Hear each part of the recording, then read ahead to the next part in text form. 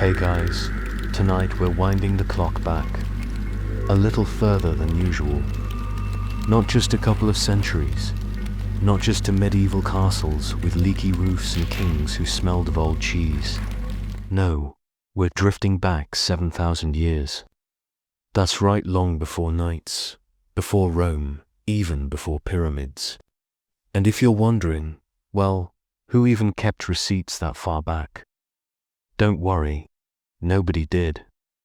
That's why we have archaeology, carbon dating, and a lot of very tired academics staring at shards of pottery like it's a crime scene from CSI. PREHISTORY. So, dim the lights, settle in, and let's talk about a conflict you've probably never heard of. A conflict that doesn't even have a real name. Some call it the Silent War. Others phrase it as that awkward period when humanity figured out farming and immediately started hitting each other with farming tools.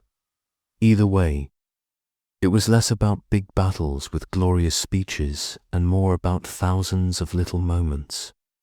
Village against village, that slowly but surely rewired what it meant to be human.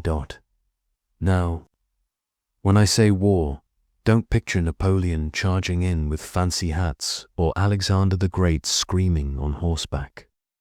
This was not cinematic. It was the slow burn of tensions between groups of early farmers and their not-so-farming neighbors.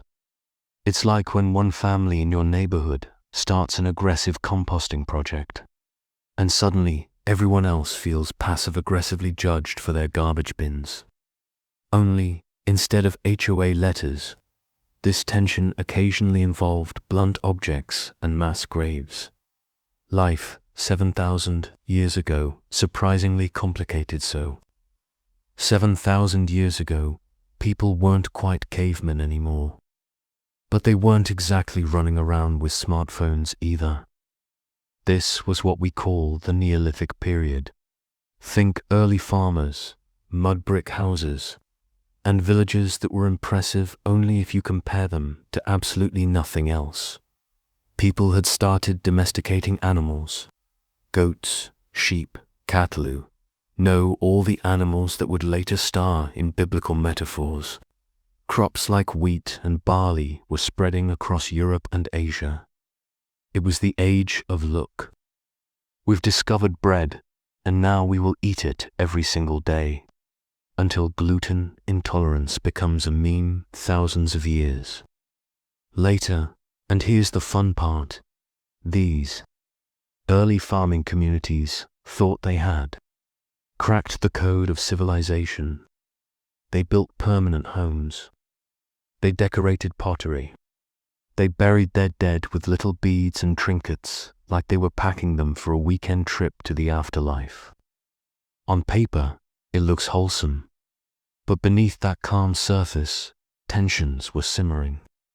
Because while farming gave stability, it also gave, well, boredom and inequality. Some families got better land, more cows, and bigger houses. Others got the rocky patch where wheat refused to grow. Suddenly, society had winners and losers. And if you've ever been a loser in human history, you know that usually ends badly. Farmers versus foragers. The awkward roommates of prehistory. Here's the thing. Farming didn't immediately replace hunting and gathering. It's not like one day everyone just threw down their spears and said, okay, fine, wheat it is. For centuries, farmers and foragers lived side by side, and, shockingly, they didn't always get along. Farmers saw themselves as the future stable, permanent, with neatly organized villages and, importantly, actual bread. Foragers saw them as uptight weirdos ruining perfectly good landscapes with fences and goats. Imagine trying to wander across your ancestral hunting grounds only to find Chad, the farmer, has built a fence around it and is yelling at you for trampling his barley. Not exactly neighborly. Anthropologists suspect this tension sometimes turned violent. Archaeological sites in Central Europe show fortified villages. 7,000 years ago, people were already building defensive walls. Because nothing says we're totally chill like digging a ditch and filling it with sharpened stakes. And when things boiled over, the results weren't small. Excavations of Neolithic mass graves, places like Talheim in Germany or Aspern in Austria show entire communities wiped out. Skulls bashed in, arrowheads lodged in bones. This wasn't some bar fight gone wrong. It was systematic. Whole villages were massacred. Which brings us to the uncomfortable part. Humanity didn't invent cruelty with medieval torture devices or industrial wars. Nope, we were already pretty good at it when our main technology was pointy, sticks and clay pots now. You might be wondering, why call this a war and not just a bunch of grumpy neighbors hitting each other? Because what we're looking at here is possibly the first large-scale, organized violence in human history. Not just random feuds, but patterns. Think about it. Before farming, hunter-gatherer groups were usually small, mobile, and, well, too busy surviving to wage campaigns. Sure, there was conflict, but it was scattered. With farming came villages, storage, wealth, and something new resources worth fighting over. Grain, land, water, animals. Suddenly, humanity had stuff. And once you have stuff, you need walls to protect your stuff. And then armies or, at least angry villagers to fight over stuff. It was, in a way, the silent rehearsal for every war that followed. The Neolithic set the stage. Inequality, competition for land, organized defense, and yes, the invention of excuses for violence. And sadly, we never really stopped. You may be thinking, why call it the Silent War? Well, partly because nobody left records. There are no speeches, no Homeric epics, no stone carvings of heroes. Just bones in the ground, arrowheads, broken pottery, and the occasional burned house. The silence is literal, but it's also metaphorical, because this wasn't a war of empires or kings. It was quieter, spread out over generations. Entire villages might vanish, absorbed or annihilated, and the world kept turning. No historians were there to write it down. No poets sang about it. Just the slow, steady churn of violence reshaping communities, and yet its fingerprints are everywhere. When you look at Europe today, much of its early DNA was shaped by this push and pull, farmers replacing or mixing with foragers. Whole groups disappearing from the record. It was the first big rewriting of humanity's genetic story, of course. Every time we find one of these massacre sites, there's always some archaeologist in a beige jacket squinting at bones, trying to decide if it was ritual, accidental, or systematic violence. And honestly, sometimes the explanations stretch the imagination. Perhaps they were all hit on the head by falling rocks, someone will suggest, while standing next to a pit of skeletons with arrowheads in their spines. Sure, Jan, let's call it what it was. Prehistoric PR was bad. If you're found in a mass grave with 30 of your neighbors, chances are you weren't all just clumsy. So why isn't this silent war taught in school? Probably because it doesn't fit neatly into time. No great kings, no dramatic speeches, no glorious endings. Just nameless people in small villages figuring out farming and, unfortunately, conflict. It's messy. It doesn't make a good textbook illustration, unless you really like pottery fragments. But if you zoom out, it's important. Because here, 7,000 years ago, we see the beginning of patterns that never went away. Organized violence, inequality, the rise of fortified settlements, the idea that survival wasn't just about food, but about power. So that's our starting point. The Silent War wasn't one battle or even one century. It was the background noise of early farming life conflicts that rewrote entire populations, cleared space for new cultures, and proved that once humans settle down, we're just as likely to settle scores. And in the next stretch of our journey, we'll drift through some of the key sites, the eerie mass graves, and the odd, tragic little details that archaeology has left us. Because if there's one thing ancient skeletons are good at, it's reminding us that humanity's baggage is very, very old. Settlements, secrets, and the first real estate nightmares. So, when we left off, humans were wobbling into farming like teenagers, figuring out how to drive stick shift. Some managed, some stalled, and some probably rolled into a ditch of malnutrition. But the big thing to keep in mind is that by around 5000 BCE, whole clusters of little villages were springing up like mushrooms after a rainstorm. And just like mushrooms, some were edible, and some were definitely poisonous if you tried living there. Life in these early settlements was, well, let's call it rustic chic. Mud brick houses arranged in tight clusters, smoke curling out from cooking fires, and goats wandering around because no one really had fences sorted out yet. You could almost imagine it as a prehistoric HOA, except instead of Karen worrying about your lawn height, it was probably some grumpy elder yelling about your goats eating the communal grain. But here's the awkward part. The more people packed into one place, the more problems showed up. Trash disposal, questionable. Sanitation, don't ask. Disease, oh, plenty. The dreamy picture of early farmers basking in wheat fields quickly gives way to a reality that sounds like the world's least fun camping trip forever. And then there's the food drama. Remember, agriculture wasn't exactly stable yet. A good harvest meant you were fine. A bad one meant you and your family were suddenly very interested in whether bark counts as soup.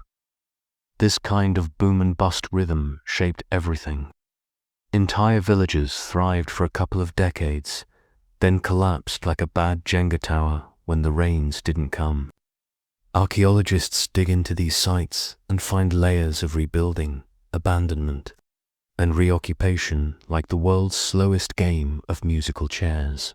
Now, let's sprinkle in a little human pettiness, because of course it was there.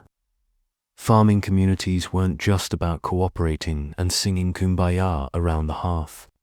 No, they were about who controlled water, who had the best land, and whose goats were trampling whose crops. You can practically hear the ancient arguments. Keep your animals out of my barley field, or I swear on the ancestors. We'll settle this with sticks.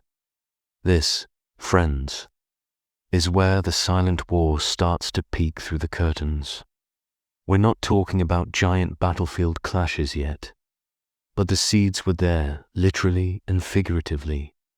Control over resources wasn't just about survival. It was about power. Those who managed the irrigation channels, those who had granaries stacked with barley or emmer wheat, suddenly had leverage. And leverage, as it turns out, is the world's first currency of control. Let's float for a second to one of the hotspots, the Fertile Crescent. That swooping curve of land in the Middle East that basically gave us bread, beer, and bureaucracy, so all the essentials. Here, villages started ballooning into You had places like Katalyok in modern Turkey, where people stacked their houses so tightly together you had to climb in through the roof. Privacy was not an option, unless you count yelling through mud brick walls as privacy. And yet, this setup meant everyone knew everyone else's business. which, let's be real, is the foundation of all human society. But all this closeness came at a price. Food storage meant you needed guards. Guards meant you needed leaders. Leaders meant someone eventually got a little too fond of bossing everyone around. And just like that, hierarchy slithered in. Slowly, quietly, like that one snake in the grass that nobody noticed until it bit. What's fascinating? Well, in a slow bedtime kind of way, is that these changes didn't happen because people wanted drama. They happened because drama was unavoidable once you packed enough humans into a small, resource-limited space. The silent war wasn't fought with swords. It was fought with who got access to the best clay for pots, who got to plant on the fertile silt after the river flooded, and who had the nerve to accidentally divert water into their fields while yours shriveled. And don't forget, early humans were also inventing belief systems to explain all this chaos. When your crops failed, it wasn't just bad luck. It was the gods frowning at you, or maybe your neighbor had ticked them off, and now everyone had to suffer. Religion started intertwining with farming like ivy on a crumbling wall. Priests, or at least the ancient version of spiritual influencers, began claiming they had the answers. You needed rain. Better do the ritual right. You needed protection from envy. Time to burn something in honor of the spirits. It's basically the birth of divine customer service. With no refunds offered, this growing cocktail of food, faith, and friction is where society started to split into layers. Some people worked the fields. Some managed the storage. Some performed rituals. And those who managed to tie themselves to both the granaries and the gods. Oh, they were sitting pretty. But let's not romanticize it. Life expectancy wasn't great. Children were more likely to die than survive to adulthood.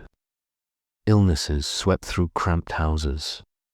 And there was probably always someone sneezing wheat dust into the communal stew. The silent war was less about glorious triumphs and more about who could outlast the endless grind of survival. Still, humanity trudged on. Villages grew, rivalries hardened, and the first outlines of inequality crept into human lives like cracks spreading through dry mud. Because here's the irony. Farming was supposed to make life easier, and in some ways, it did. More food, more stuff, more security. But it also shackled humans to cycles of labor, competition, and dependence on people they might not even like. In chasing stability, they built the foundations of conflict. So the next time someone waxes poetic about the dawn of civilization, remember, it wasn't golden fields and happy farmers. It was cramped houses, questionable soup, neighbors stealing water, and a quiet, grinding competition that would echo through millennia. And as these villages kept growing, the stakes only got higher. Because once humans figured out how to store food and control water, the next question practically whispered itself into the night. Who gets to decide who eats and who goes hungry? The birth of hierarchy and the first power games. So here's where things start to get, well, not exciting, because we don't do exciting here. But let's say, mildly more complicated. Humans, having wrangled themselves into farming villages, now had the perfect breeding ground for something they probably didn't even realize they were creating: hierarchy. That fancy word that basically means some people got to sit on nicer mats while others hauled water at first. Everything looked like it was still just communal survival. Everyone planted. Everyone harvested. Everyone worried about goats. But then little differences began creeping in. Someone had better land because their field happened to be closer to the river. Someone else had a bigger granary because their extended family was unusually good at convincing people to share. And suddenly, not all villagers were quite as equal as the campfire stories probably claimed. Now, human beings love to invent justifications for inequality. You can't just say, "I've got more wheat because I stole it." No, that's awkward. So what happens instead is the invention of authority. Maybe the ancestors wanted it this way. Maybe the gods chose a particular family to oversee the rituals. Or maybe, more simply, someone was taller, louder, and better at glaring until people did what they wanted. Congratulations, hierarchy has entered the chat. And here's the really fun part. Once hierarchy slips in, it never just sits politely in the corner. It sprawls out, grabs extra cushions, and makes itself at home. In these early settlements, leaders or proto-leaders, since crowns and thrones weren't quite on the scene yet, started managing things. They decided where irrigation ditches should be dug, who got to use them, and when. And if you didn't like their decision, well, too bad. You were now the proud owner of a dry, cracked field. But of course, people are sneaky. And if one person controlled the water, another person found a way to divert it at night, which led to disputes, which led to, wait for it, the invention of rules. Because nothing screams civilization quite like one villager dramatically pointing at another and saying, "We need a law against this nonsense." So laws began to appear in their earliest, vaguest forms. They weren't written down yet, but everyone kind of knew them. Don't steal your neighbor's water. Don't steal your neighbor's goat. And maybe don't marry your cousin unless you have to. Spoiler, people ignored that last one a lot. Let's float over to Mesopotamia again, because this region was basically the original testing lab for human society. Small villages were blooming into towns, and some of those towns were starting to look suspiciously like city-states. And with that came the rise of the people who claimed to speak for the gods. Because what better way to keep power than to say, "I didn't decide this, the deity did." Picture it. You've got a scrappy little community. Everyone's sweaty from threshing grain. And then one guy in slightly cleaner clothes stands up and says, "Actually, the gods want me to oversee the storage of surplus wheat," and everyone, tired and sunburnt, just shrugs and agrees. Congratulations again, priests have joined the power ladder now. It's worth pointing out that these early hierarchies weren't yet kings and queens lounging on gilded furniture. They were messy, overlapping systems. The strong, the cunning, the pious, or at least those good at pretending to be pious, all carved out little roles. The silent war wasn't fought with spears, but with influence. Who got to redistribute grain? Who got the choicest plots? Who got to marry into which family? These were the battlefield maneuvers of the time, and just as human nature predicts, some people started hoarding. If your family controlled enough surplus grain, suddenly you weren't just surviving, you were thriving. And with thriving came the delightful pastime of looking down on everyone else. Social classes began to creep into existence, not as full-blown castes yet, but as murmurs of difference. The haves and the havelesses. Of course, hierarchy also needed decoration. What's the point of power if no one notices it? So people started building bigger houses, or adorning themselves with little trinkets, shell necklaces, clay figurines, shiny stones that were completely useless but very pretty. Because nothing says I'm important like owning rocks you can't eat. It wasn't long before burials joined the game. Archaeologists love burials because they tell us who was valued. Some folks were sent off into the afterlife with elaborate goods, while others got basically a hole in the ground. And that right there is the silent war fossilized. Even in death, the hierarchy had to make itself known. Now, let's talk irony for a second. Remember how farming was supposed to stabilize everything? By this point, it's doing the opposite. Villages are now locked in constant negotiations over resources, status, and ritual. And because humans love competition, these little proto-elites didn't just stop at controlling grain. They began reaching outward, trying to outshine their neighboring villages. You have a granary. Fine, we have a bigger one. You have a priest. Well, ours wears shinier shells. So clearly, the gods like us better. This wasn't yet war in the swords and shields sense, but it was cultural one-upmanship. And eventually, that one-upmanship would spill over into raids and skirmishes. Because if your neighbors were looking a little too prosperous, why not sneak over at night and help yourself to their stored barley? Meanwhile, everyday people, the actual majority, was stuck in the grind. Planting, harvesting, hauling water, enduring back-breaking labor, while a few lucky families schemed about status. And that, unfortunately, is the story of civilization from here on out. The faces change, but the power dynamics stay eerily familiar. Religion, by the way, was deepening its hold. Early temples, mud brick platforms that look nothing like the soaring ziggurats they would later inspire started appearing. And these temples weren't just for spiritual comfort. They were storage facilities, redistribution centers, and political headquarters all rolled into one. Think of them as divine warehouses with built-in management staff.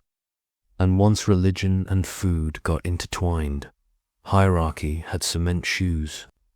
You couldn't argue with the system without arguing with the gods, and that never went over well. Let's pause and notice how gradual all of this was.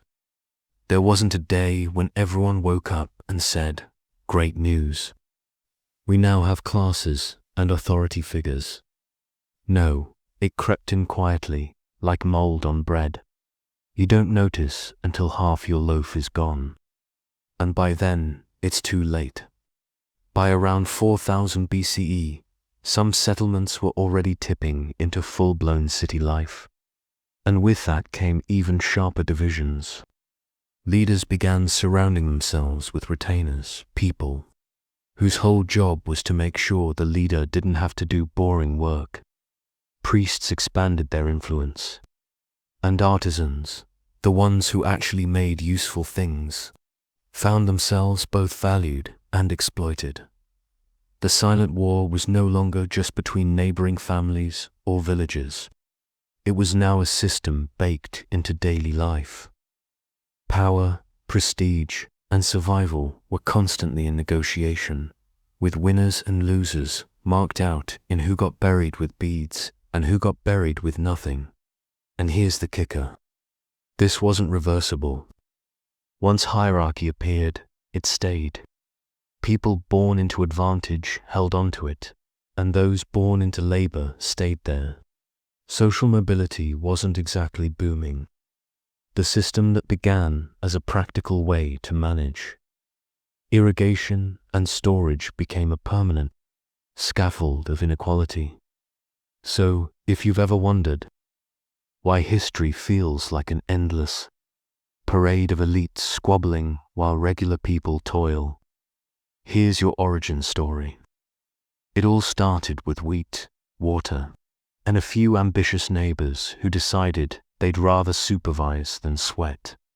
And as these early hierarchies hardened, another slow, quiet shift was already forming in the background, something that would change the game entirely.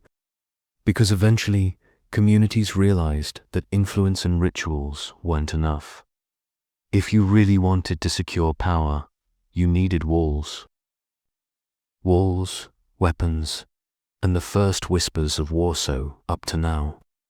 Our story has been about quiet little villages turning into not-so-quiet little towns. Grain was being hoarded, priests were pretending to have speed dials to the gods, and hierarchy had pretty much moved in with all its luggage. But of course, once people start stacking up grain and shiny trinkets, there's always one question lurking in the background. How do you keep it safe? And thus begins humanity's long, tedious love affair with walls. At first, walls were nothing glamorous. Forget about majestic stone castles or towering medieval fortifications. These early efforts were basically mud brick speed bumps. But in their own quiet way, they mattered. A low mud wall could mean the difference between your goats wandering off or your neighbor's goats wandering in. And once someone had the idea to build one, everyone else started copying it. Because no one wanted to be the only undefended buffet on the riverbank. Of course, walls did more than just protect. They also advertised. A town with walls basically shouted, "Look at us. We have things worth stealing," which, naturally, attracted the very people the walls were meant to keep out. Irony has always been humanity's favorite building material, and once walls existed, the next logical step was figuring out how to get past them. Cue the dawn of Loki arms races. One village would stack its walls a little higher, the next would sharpen sticks into spears just in case. And before you know it, weapons are evolving from simple hunting tools to things specifically designed for poking your fellow human. Because apparently, deer just weren't challenging enough anymore. Now, let's be clear, we're still not talking massive battles yet. This wasn't the Trojan War. It was more like a series of midnight raids, opportunistic skirmishes, and a lot of tense glares across the river. Early warfare was small-scale, petty, and depressingly predictable. They have barley, we don't. Let's go grab some. Human creativity at its finest. Still, these tiny clashes added up. Villages that were good at defending themselves survived. Villages that weren't, well, their granaries got looted, and sometimes they just faded into history without a trace. Survival of the sneakiest, and this constant low-level conflict quietly rewrote human behavior. Cooperation within the village grew stronger, but suspicion between villages became the new normal. Trust shrank, walls grew, and so did weapons. Speaking of weapons, the toolkit was getting an upgrade. Early farmers had already been tinkering with flint blades, obsidian arrowheads, and wooden clubs. But by around 4000 BCE, copper was entering the game. And copper meant sharper axes, tougher blades, and more efficient ways to scare your neighbors. Sure, copper was soft compared to what would come later, but at the time, it was like wielding futuristic tech. If you had a copper blade, you weren't just chopping wood, you were chopping status, and with new weapons came new roles. Suddenly, it wasn't just priests and farmers running the show. You now had warriors, or at least men who called themselves warriors after a successful goat raid. These figures started to gain prestige. They strutted around with their copper axes, looking important, while the rest of the village quietly hoped they'd never actually have to use them. But even if the actual violence was limited, the looming possibility of violence shaped everything. People stored their grain differently. They built their houses closer together. They invested in bigger walls, stronger gates, and perhaps, most importantly, alliances. Because if your neighbors were eyeing your granary, it helped to have a cousin in the next village over who could send backup. This was the dawn of organized defense, and by extension, organized offense. A group of allied villagers could coordinate raids better than a single isolated one.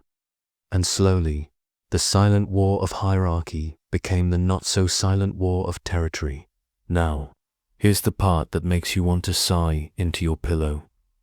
The cycle of escalation had officially begun. Bigger walls led to better weapons. Better weapons led to bigger walls. Rinse and repeat forever. Humanity had accidentally stumbled onto the concept of the arms race, and we've been running that hamster wheel ever since. Meanwhile, religion continued its cameo as the ultimate PR strategy. Priests declared that defending the town wasn't just practical, it was sacred. The gods, apparently, really cared about whether your walls were high enough. Imagine being a farmer, exhausted from hauling water all day, and then being told to build yet another mud rampart because the deity upstairs said so. Spirits must have been high, but there's something fascinating about how early warfare was as much about appearances as actual conflict. Archaeological digs have uncovered towns with impressive walls, but almost no signs of actual battles, which suggests the walls were often deterrents, not fortresses under siege. They were the prehistoric version of locking your car door in a sketchy neighborhood. Better safe than sorry, even if nothing happens. And yet, sometimes things did happen.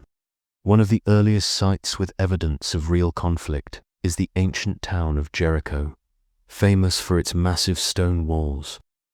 Archaeologists have found traces of destruction, collapsed structures, signs of burning that suggest enemies weren't always deterred. When a raid succeeded, it was devastating. Crops torched, granaries emptied, and communities scattered. For a small farming town, there wasn't just a setback, it was the end of the line. Now, let's think about the psychology of all this. Imagine you're a villager in 3500 BCE. You're trying to grow your barley, mind your goats, and maybe enjoy the occasional fermented drink. But instead of a peaceful life, you're constantly reminded that someone might come knocking at your gate with less than friendly intentions. That kind of stress rewires societies. Suspicion, hierarchy, and power centralization weren't just abstract ideas, they were survival strategies.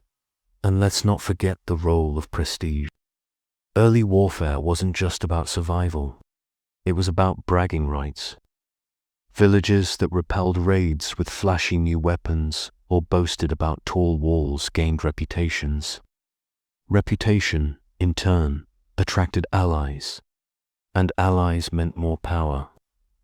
Before long, warfare was as much about image as about practical gain.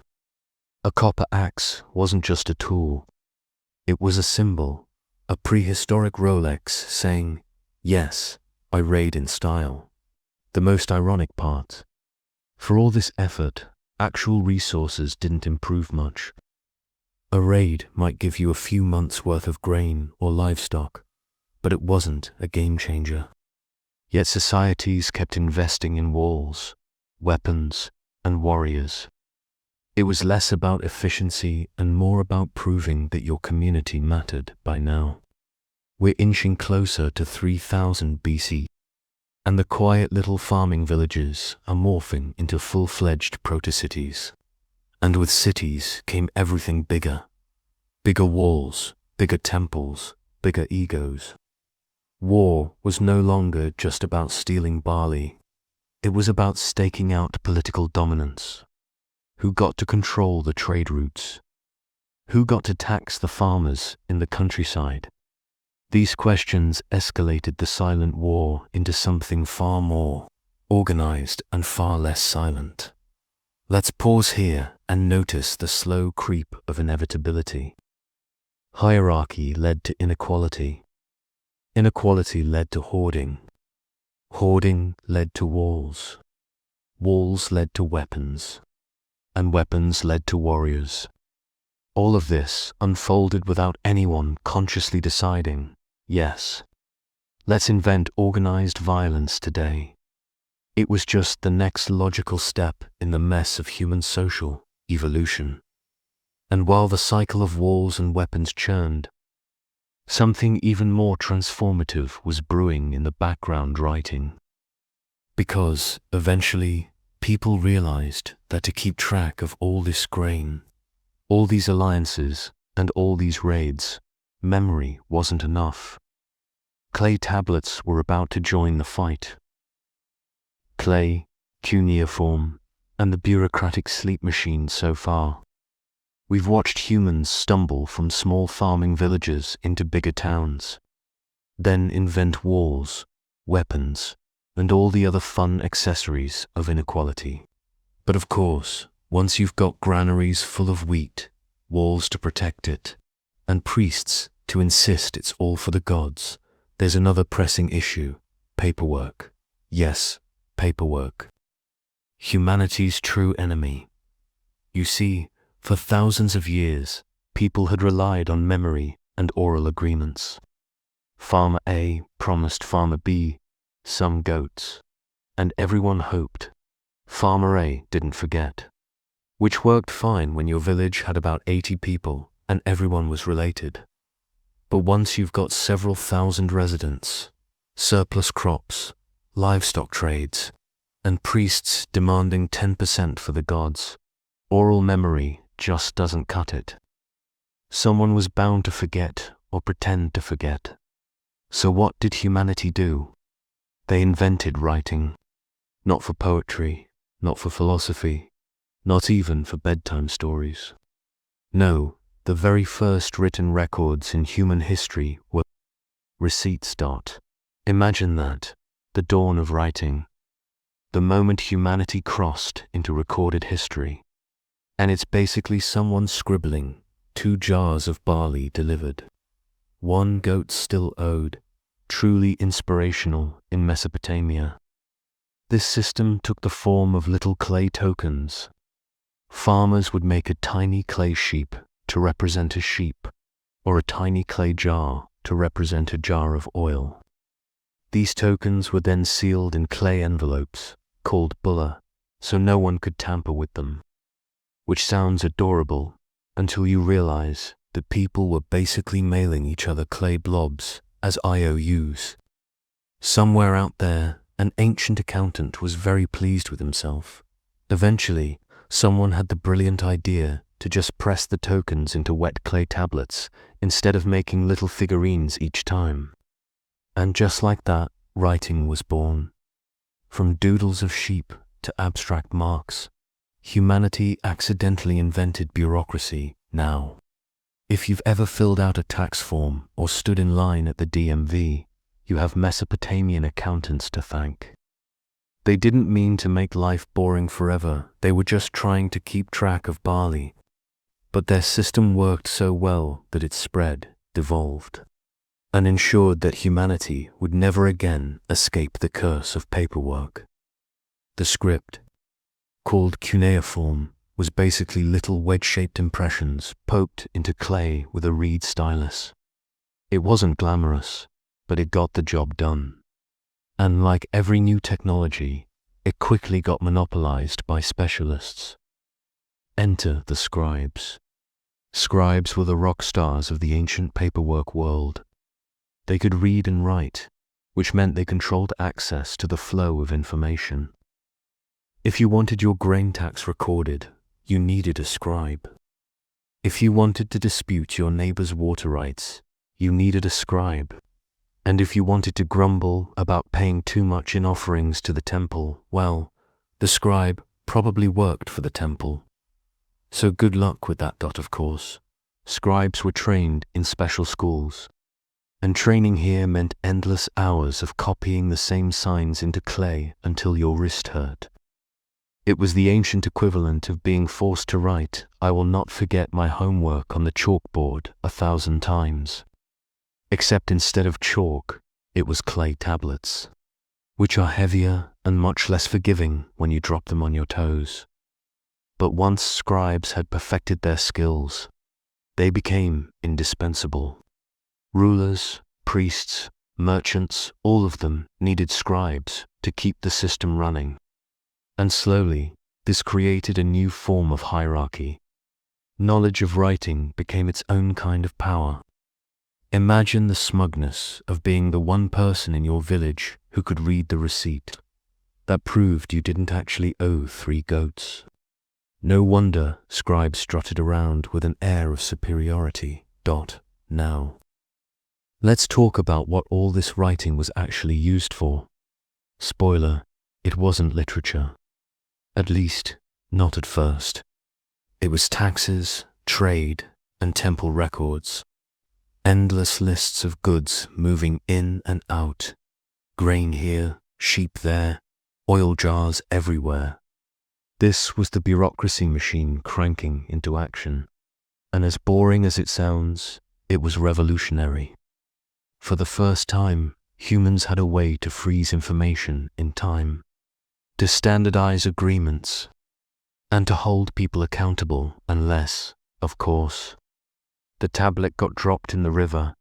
And let's not forget the aesthetic. Archaeologists have uncovered thousands of these tablets, many of them full of nothing but lines of barley counts. Imagine spending your life chiseling wedge marks into clay only to know, thousands of years later, some modern graduate student would sigh while reading it and think, "Ah, yes, 300 jars of oil again. Truly, legacy work." But while we might laugh at the monotony, this system fundamentally changed how humans interacted. Bureaucracy allowed city-states to expand beyond what memory could handle. It enabled the centralization of resources, the growth of trade networks, and let's be honest, the rise of more creative ways to extract taxes from everyday people. The state was no longer just an idea enforced by priests and warriors. It was written into clay, permanent and undeniable. And just like walls, once writing appeared, it didn't go away. Every civilization that encountered it either adopted or reinvented it. The Egyptians added hieroglyphs, the Chinese developed their own system, and humanity collectively resigned itself to filling out forms until the end of time. Of course, writing did eventually branch out into more glamorous uses. Mythology, hymns, stories, they all got written down too. But at its core, writing remained a bureaucratic tool. Even the Epic of Gilgamesh, humanity's first great piece of literature, survives on clay tablets that look suspiciously like someone's tax file. So yes, your favorite bedtime story owes its existence to some priest demanding accurate sheep counts. Let's also note the psychological shift this brought. Oral societies rely on memory, storytelling, and flexibility. Written societies rely on permanence, standardization, and rules. Once things were written, they became harder to dispute. Sorry, the tablet says you owe 3 goats, and the tablet doesn't lie, except, of course, when the scribe lied. But that's another story, and in a twist of irony, bureaucracy brought both stability and suffocation. On one hand, it allowed complex societies to function. On the other, it meant you could no longer escape by shrugging and saying you forgot. The silent war of hierarchy now had a new weapon, paperwork. And it was sharp enough to cut through generations. By around 3000 BCE, the bureaucratic machine was humming along nicely in Mesopotamia. Temples had become economic hubs, rulers were issuing decrees, and scribes were filling tablets faster than interns filling spreadsheets. The stage was set for something bigger. Actual states. Not just villages with walls, but full-fledged governments with leaders who claimed to rule by divine right, backed up by soldiers, scribes, and enough clay to sink a donkey cart. And here's the irony that will help you drift off tonight. Humans didn't invent writing to capture their deepest thoughts or preserve their grandest dreams.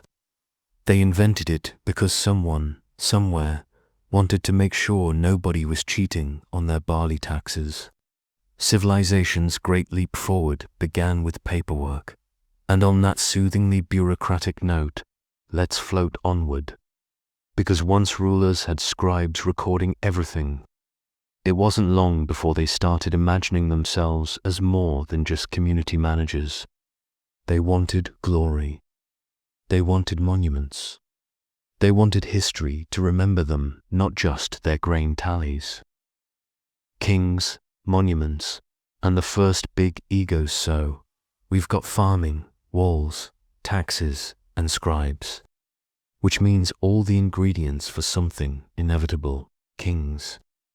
Because once you have people recording barley counts and organizing irrigation canals, someone eventually decides, hey, maybe I should be the one in charge of all this. And just like that, humanity stumbled into monarchy. Now, to be fair, early rulers weren't yet the jewel-encrusted monarchs we picture later. They were more like glorified managers, half priest, half war chief, and half accountant, which is already too many halves, but you get the idea. Their main job was making sure crops got planted, canals stayed unclogged, and neighbors didn't run off with too many goats. The gods, naturally, were credited for everything, but the ruler made sure those divine blessings flowed through him. This was the dawn of what historians sometimes call God Kings, leaders who weren't just political figures, but spiritual ones too. Because if you're going to rule thousands of people, it's a lot easier to say I have divine authority than I'm just really good at spreadsheets. Let's take Mesopotamia as an example. Around 2800 BCE, cities like Uruk, Ur, and Lagash started producing kings with actual names. Gilgamesh, for instance, yes, the same one who later starred in the epic. Whether or not he was quite as dramatic in real life as he was in literature is debatable. But the fact remains, his rule was remembered because he linked politics to myth. And this set a pattern that rulers everywhere would copy for the next 5,000 years. If you're going to demand taxes, build monuments, and send people off to wars, you need a really good PR story. Preferably one that involves divine backing, which is why kingship became less about managing resources and more about image. Leaders realized they could carve their names into stone, build temples, or have scribes write poetry about them, and suddenly their authority looked permanent. That was the big shift. Authority moving from fragile human charisma to supposedly eternal monuments. And honestly, who can blame them? If you had the chance to immortalize yourself in a giant block of stone, wouldn't you? Even if future archaeologists would later look at it and say, proportions are weird, but nice attempt. This is also when humans invented one of their favorite pastimes, building stuff too big to be practical. Temples became ziggurats, massive step pyramids rising out of the Mesopotamian plains. They were meant to be stairways for the gods, but also served as very unsubtle reminders of who was in charge. Picture it, you're a farmer trudging back from the fields, and on the horizon you see this enormous mud brick mountain towering over your humble hut. That's the point. The king wanted you to feel small. Egypt, of course, took this to a whole new level. The pyramids are the ultimate example of rulers flexing their egos. Built as tombs, sure, but also as permanent billboards reading, I was important. Don't you dare forget it. And judging by the fact we're still talking about them 4,500 years later, the strategy worked. But let's pause on that for a moment. Imagine the labor. Tens of thousands of workers, years of quarrying stone, dragging blocks across the desert, stacking them sky high. And all so one man could be buried with some fancy jars. If that doesn't scream royal ego, nothing does, And yet, it wasn't just about the afterlife. Building giant monuments also kept people busy, reinforced hierarchy, and showed neighboring rivals just how powerful you were. Because nothing says "don't mess with me" like a tomb the size of a small mountain, of course. Kings weren't doing all this alone. They had entourages, priests, generals, scribes, all working overtime to maintain the illusion. Priests declared that the gods had chosen this ruler. Scribes carved victory inscriptions even when battles were, let's say, inconclusive. And artists made sure every statue showed the king looking 10 feet tall, muscular, and absolutely unbothered. Reality, of course, was messier. Many kings were probably stressed, paranoid, and occasionally incompetent. But monuments don't tell that story. The official version always showed perfect power. If a ruler starved his people through bad planning, well, the inscription would still read, "The harvest was abundant thanks to the king's wisdom," because truth is flexible when you're chiseling it into stone. But here's the sleepy irony. Kingship came with downsides too. The bigger the monuments, the more labor extracted. The bigger the armies, the heavier the taxes. And eventually, people got tired. Revolts happened, cities burned, and new kings took over, often erasing the names of their predecessors. Royal egos might be carved into stone, but stone can be smashed. Egypt gives us one of the more entertaining examples: Akhenaten, the heretic king who decided to ditch the old gods and worship just one, Aten, the sun, disk. He built an entirely new capital city for this religion, forcing everyone to worship his way. It lasted, about 17 years. After his death, the old priests came back, bulldozed his monuments, and pretended he'd never existed. Talk about an ego crash.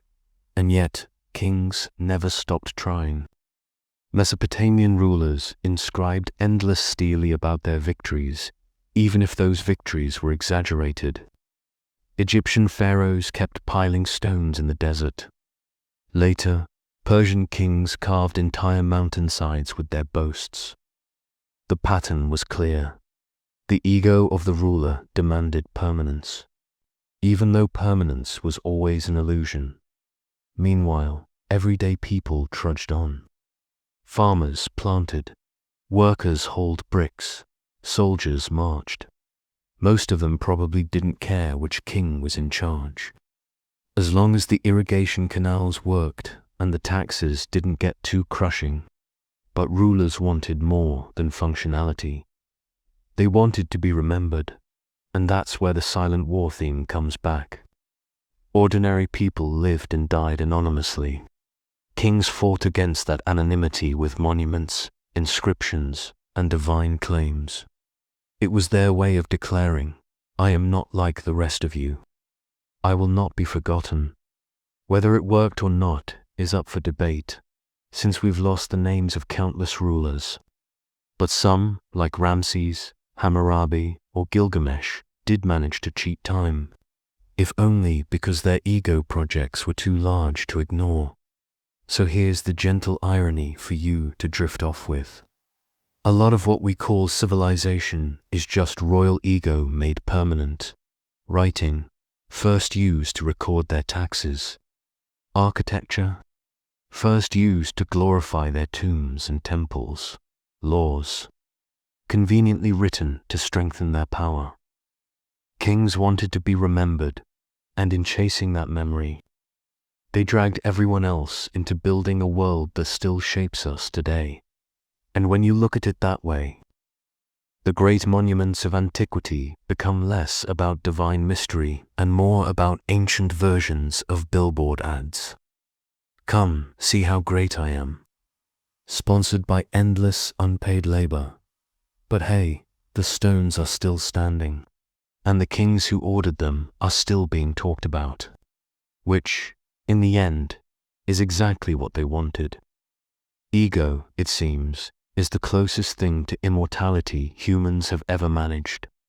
And with that sleepy thought, let's let the pyramids fade into the desert mist and wander toward the next stage of our quiet little saga. How the very first empires rose, expanded, and learned the delicate art of collapsing spectacularly. Empires, collapses, and the endless cycle by now. Humans had gotten very good at farming, taxing, and inflating their kings' egos with stone pyramids and poetry that always rhymed with divine wisdom, which naturally led to the next inevitable experiment, empires. Because if you've already wrangled one city into giving you grain and labor, why not go for 2, or 10, or 50? It's the ancient equivalent of opening a second location. And so began the long, sleepy cycle of empires rising, expanding, and because nothing gold can stay collapsing, over and over again. Think of it like humanity's first looped playlist. Let's start with Mesopotamia again. Sargon of Akkad, around 2300 BC, basically invented the empire package. His story is almost suspiciously dramatic. Supposedly abandoned as a baby, found floating in a basket on the river, raised by a gardener and later becoming king. Sound familiar? Yes, it's basically Moses, but with more irrigation canals. Anyway, Sargon pulled together the Sumerian city-states into one empire, stretching across most of Mesopotamia. He was a pioneer of a concept we'd see repeated endlessly. Conquer your neighbors. Install loyal governors, tax them heavily, and carve your name everywhere just in case people forget who's boss. His dynasty lasted about 150 years, which in ancient empire terms was decent. Then came droughts, invasions, and general burnout. The Akkadian Empire collapsed. But the idea of empire stuck. Like an annoying song, once you hear it, you can't get it out of your head. Egypt, meanwhile, had its own imperial experiments. The new kingdom pharaohs, like Thutmose III and Ramses II, decided they weren't content just lounging by the Nile. They marched armies into Canaan and Syria, because apparently hauling giant obelisks wasn't enough cardio. But even Egypt discovered the downside of empire. You gain wealth and prestige, yes, but you also gain endless border skirmishes, rebellious vassals, and the constant headache of supplying troops far from home. Imagine trying to keep your irrigation canals in order while also worrying about some distant city refusing to send tribute. Stressful. No wonder pharaohs liked to be buried with wine. If there was one empire that really leaned into the intimidation strategy, it was Assyria. Starting around 900 BCE, Assyrian kings like Ashurnasirpal II and Tiglath-Pileser III perfected the art of ruling through sheer terror. Their inscriptions gleefully describe flaying rebels alive, stacking heads into pyramids, and deporting entire populations. All written in cuneiform with the casual tone of a to-do list. The message was clear: obey or suffer. And for a while, it worked. The Assyrians built one of the largest empires the world had seen, stretching from Egypt to Persia. But surprise, the brutality that kept people in line also made them deeply unpopular. The moment Assyrian power wavered, everyone they'd ever oppressed united in gleeful revenge. By 612 BCE, Nineveh was burned, and the Assyrian Empire vanished almost overnight. The lesson: fear builds empires fast, but it burns them out just as quickly. After the Assyrians came the Persians, who looked at all that brutality and thought, maybe let's try something different. Under Cyrus the Great, starting around 550 BCE, The Persian Empire expanded massively, but with a softer touch. Cyrus let conquered peoples keep their religions, languages, and traditions, as long as they paid taxes and didn't rebel. He even let the Jews return to Jerusalem after the Babylonian exile, which earned him a surprisingly positive reputation for an emperor. The Persians invented a kind of imperial customer service. They built roads, encouraged trade, and established a postal system. Their empire lasted 2 centuries, which was practically an eternity compared to their predecessors. Of course, it all came crashing down, eventually thanks to a young man with great hair named Alexander. But we'll get there. What all these empires discovered is that size is both a blessing and a curse. Expand too far, and suddenly you're stretched thin. Soldiers grumble, roads crumble, and governors get ambitious. And since ancient communication was basically hope the messenger doesn't get eaten by wolves, coordination was always fragile. So the cycle kept repeating. Ambitious conqueror builds an empire.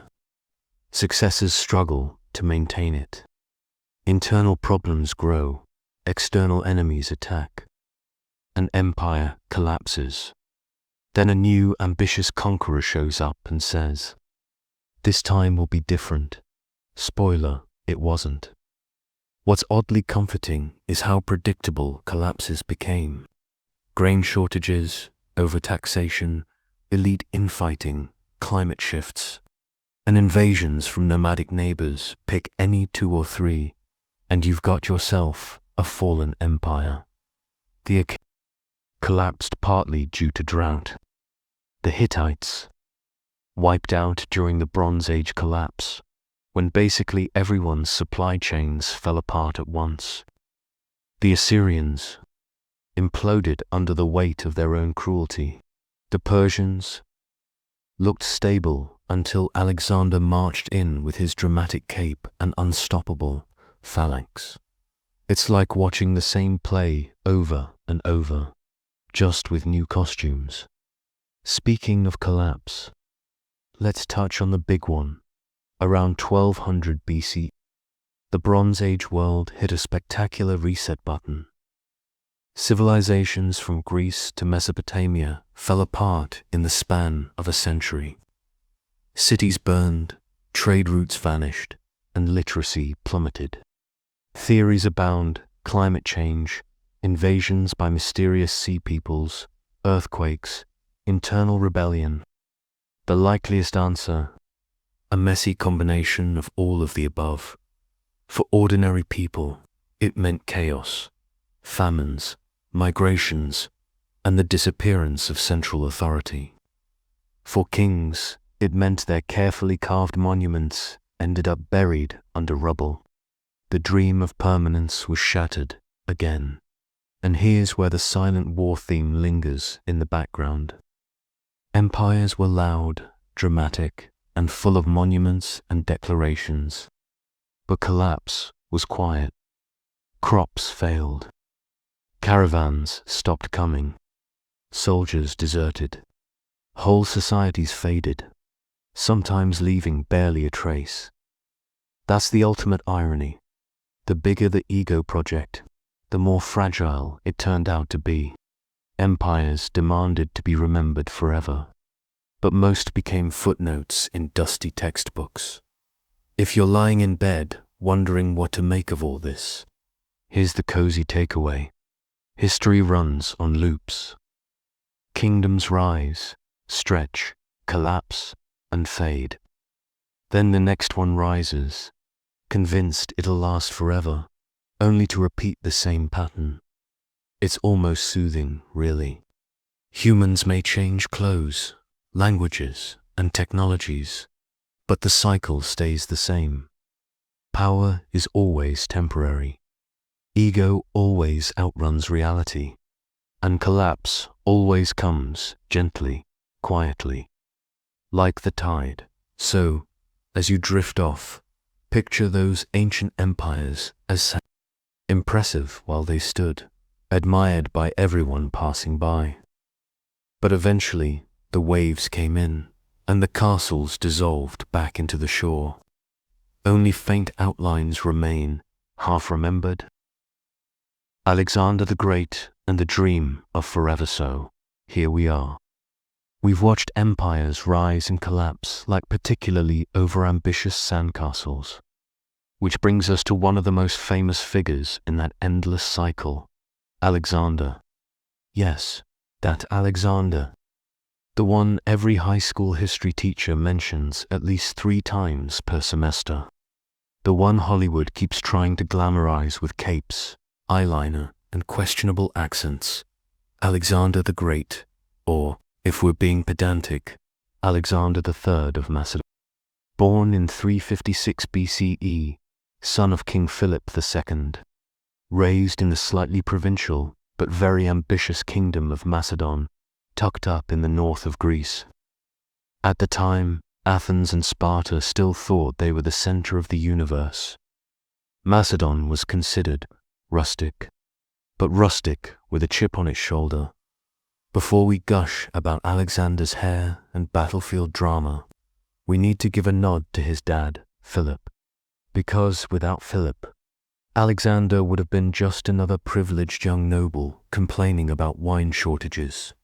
Philip was the one who turned Macedon from a joke into a military powerhouse. He reorganized the army, gave them longer spears. Saurusus, because bigger is always better, apparently, drilled them into tight phalanx formations, and started gobbling up Greek city-states, one by one. By the time Alexander inherited the throne in 336 BCE, Philip had already done the hard work of unifying Greece under Macedonian dominance. Alexander just had to keep the momentum going. Of course, Philip was assassinated at his daughter's wedding because nothing says Greek royal family like drama at family events. Was Alexander involved? Maybe. Historians debate it, but honestly, everyone in Philip's circle had motives. The man was popular with soldiers, but less so with family members. Classic king problem. So Alexander becomes king at 20. Most of us at that age are just figuring out laundry. Alexander, he decided to conquer the known world. He inherited his father's armies, charisma, and let's be honest, his ego. And he had one big advantage. Aristotle had been his tutor. Yes, that Aristotle. Which meant Alexander grew up steeped in philosophy, science, and a belief that he was destined for greatness. Or at least destined to quote Plato while stabbing people. His first few years as king were about consolidating Greece. There were rebellions, naturally. Thebes rose up, thinking a 20-year-old couldn't possibly keep control. Alexander crushed the rebellion in spectacular fashion, destroyed Thebes, and enslaved its population. It was brutal, but effective. Athens and the other city-states got the message. This wasn't just a kid with daddy's army. He was lethal. But Alexander's real obsession was Persia. The massive empire stretching from modern Turkey all the way to India. At that point, Persia was still one of the most powerful states on earth, but Alexander framed it as a noble cause, avenging Greece for the Persian invasions of 150 years earlier. In reality, he just wanted to outdo his father and carve his name across continents. In 334 BCE, Alexander crossed into Asia Minor with about 40,000 troops. He was outnumbered, underfunded, and ridiculously ambitious, and yet it worked. His first major battle, at the Granicus River, set the tone. Alexander led from the front, reckless, helmet plume flashing, almost killed, but saved at the last moment by his companions. He won, and Greek propaganda painted it as divine destiny. Over the next decade, Alexander marched eastward, defeating the Persian king Darius III again and again. The big showdown was at Gaugamela in 331 BCE. Darius brought perhaps 200,000 troops, including scythed chariots. Alexander had maybe 47,000. On paper, he should have been obliterated, but Alexander was a genius at battlefield tactics. He angled his troops to stretch the Persian line, created a gap, and then classic Alexander move led a cavalry charge straight at Darius himself.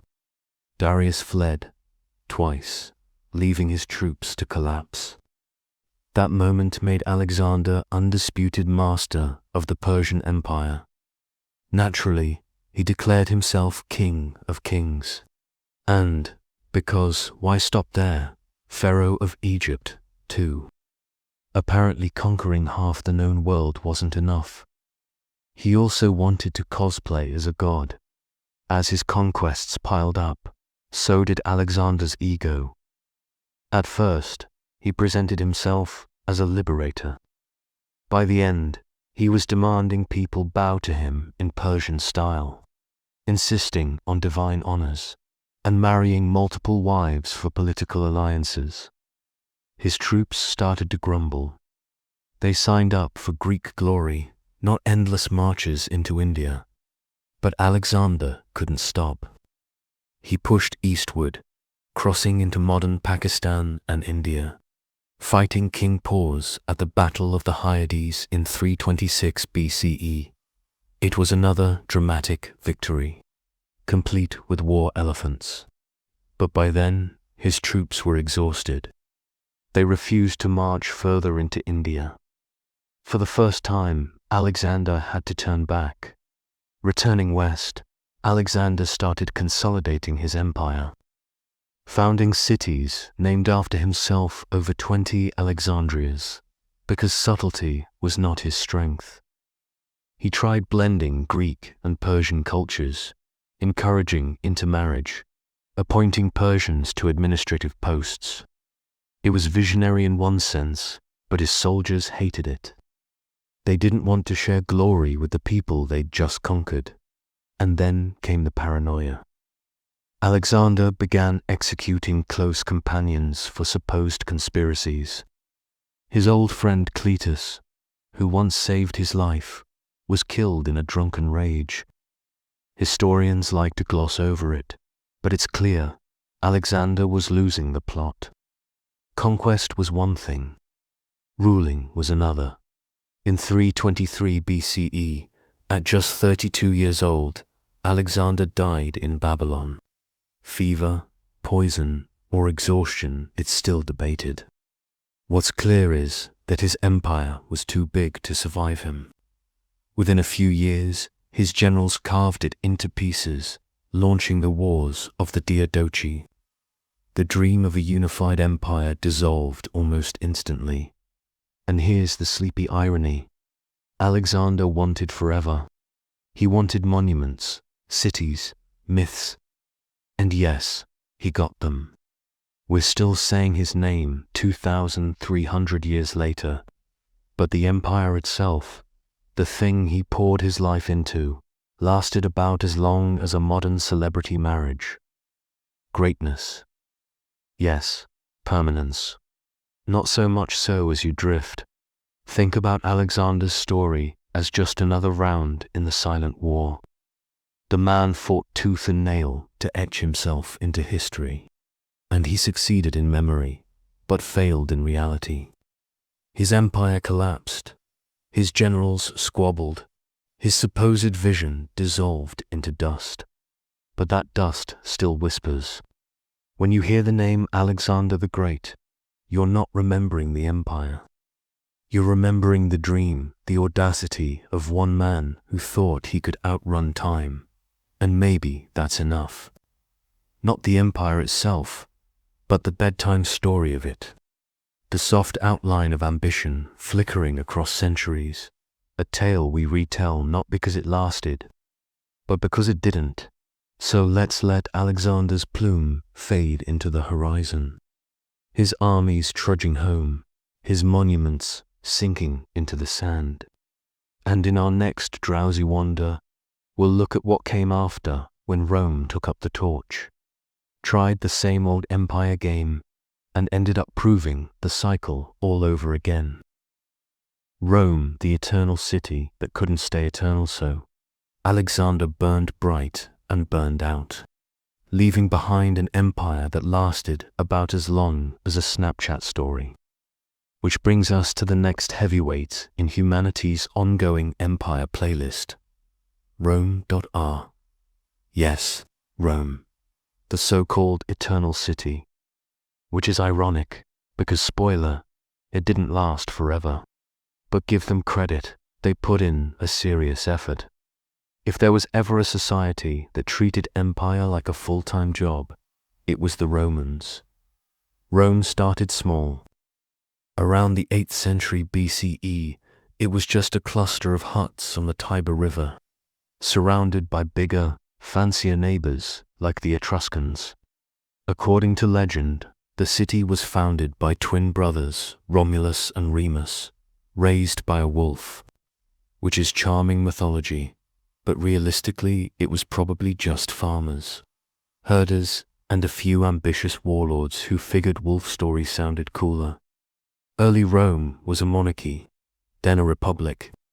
The republic phase is the one people romanticize: senators debating, citizens voting, civic virtue, toga parties, well, maybe not the last one. The Romans prided themselves on discipline and order, at least in theory. In reality, politics was messy, violent, and dominated by wealthy elites. So, basically every republic ever. What set Rome apart was its relentless habit of conquest.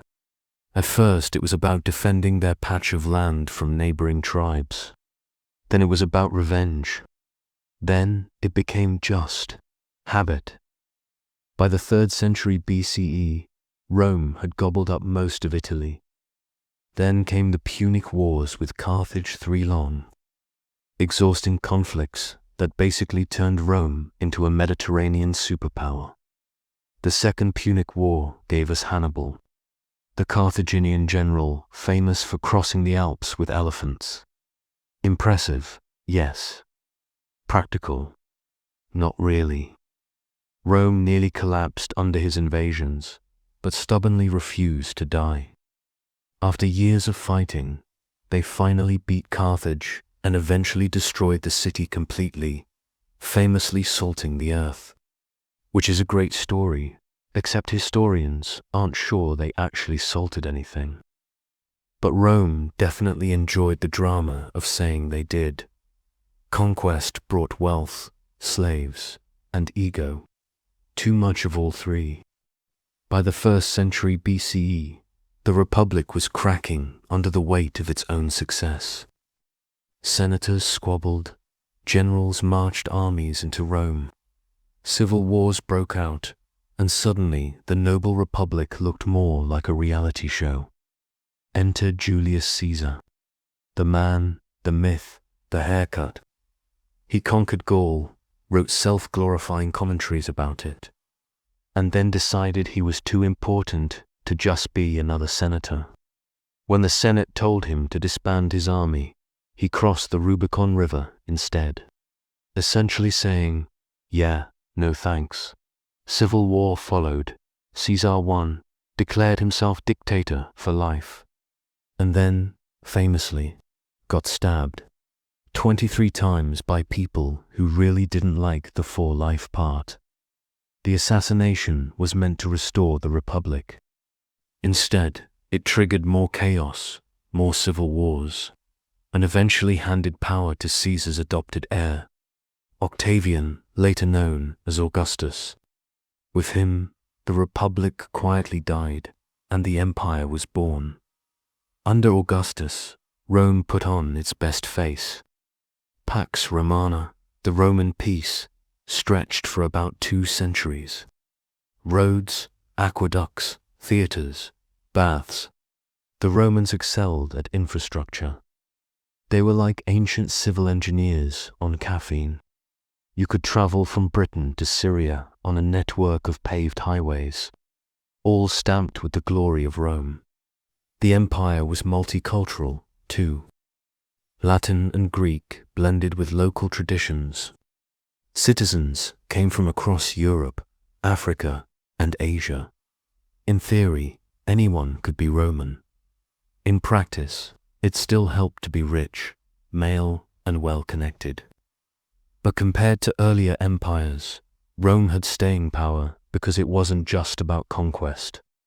It was about culture, law, and an identity people could buy into. Of course, Rome's emperors were a mixed bag.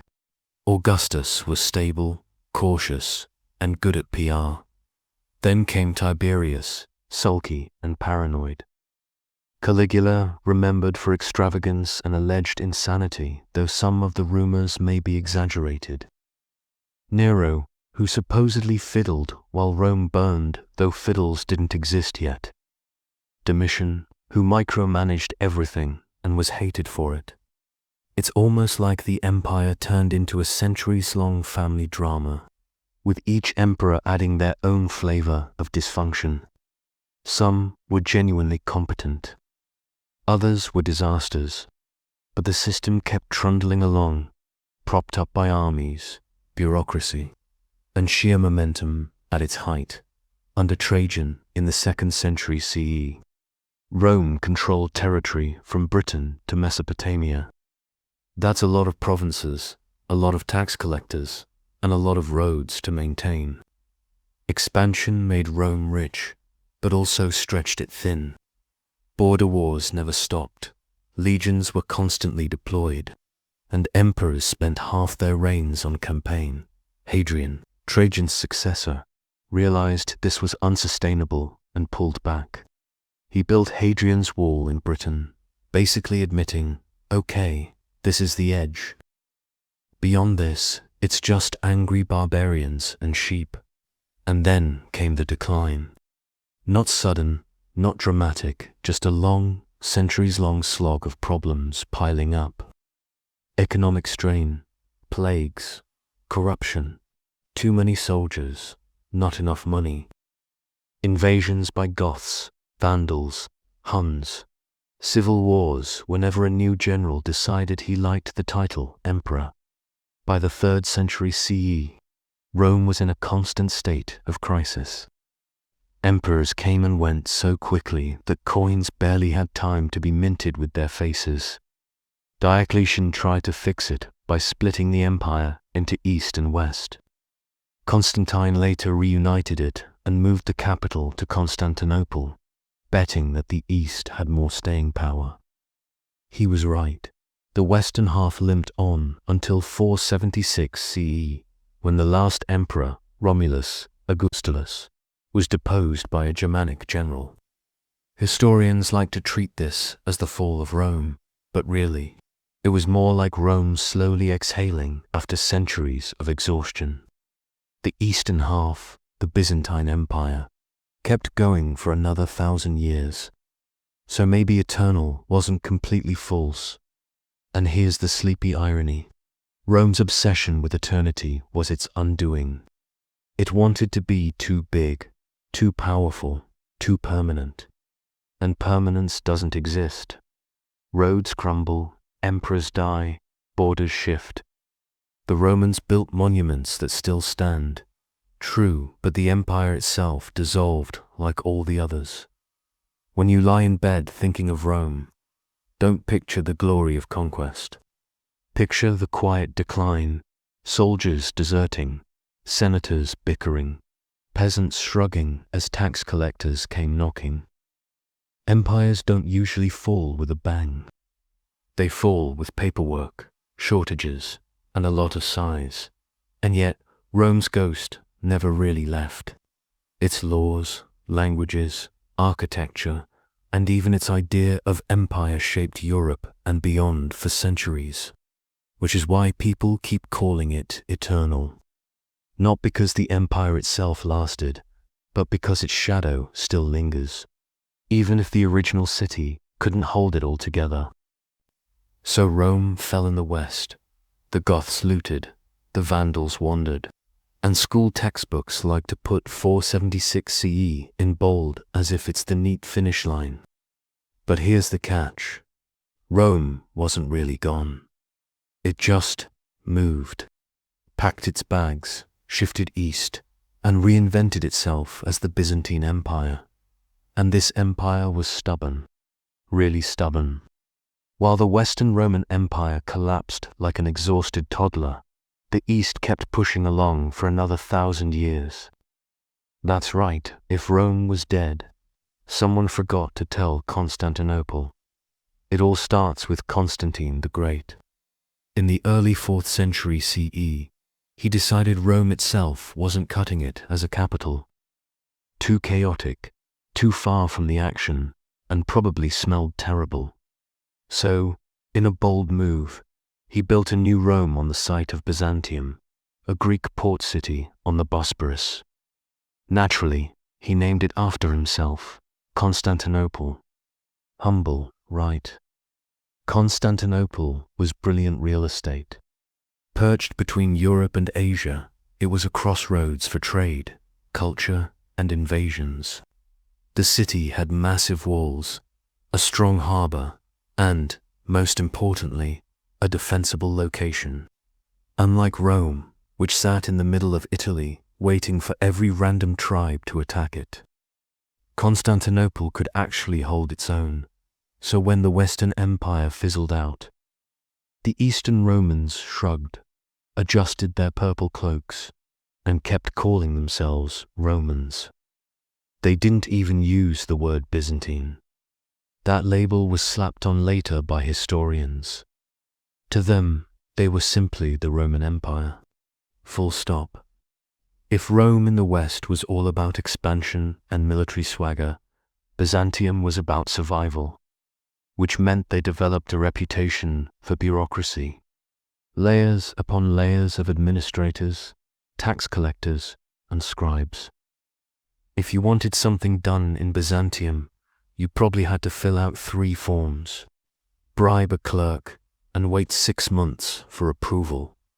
Religion, too, became central. Constantine legalized Christianity, and by the time Byzantium was hitting its stride, it was basically the state's backbone. Churches sprouted everywhere. Bishops wielded political power.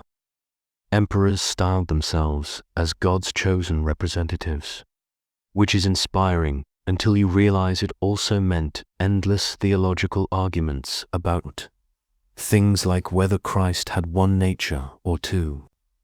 Spoiler, people were exiled, beaten, and occasionally killed over these debates, because nothing says spirituality like a fistfight over doctrine.